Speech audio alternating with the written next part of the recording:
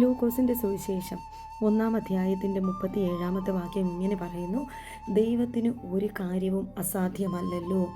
നമ്മുടെ ദൈവത്തിന് ഒരു കാര്യവും അസാധ്യമല്ല.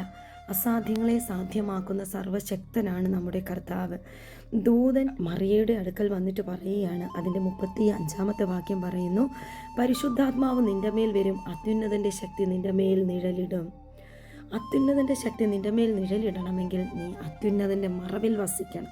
91-ാം സങ്കീർത്തനത്തിൻ്റെ 1-ാം വാക്യത്തിൽ പറയുന്നു: അത്യുന്നതൻ്റെ മറവിൽ വസിക്കുകയും സർവശക്തൻ്റെ നിഴലിൻ കീഴിൽ പാർക്കുകയും ചെയ്യുന്നവൻ. അവൻ പറയുകയാണ് യഹോവയെക്കുറിച്ച്: യഹോവയുടെ സങ്കേതവും കോട്ടയും, ഞാൻ ആശ്രയിക്കുന്ന എൻ്റെ ദൈവവും.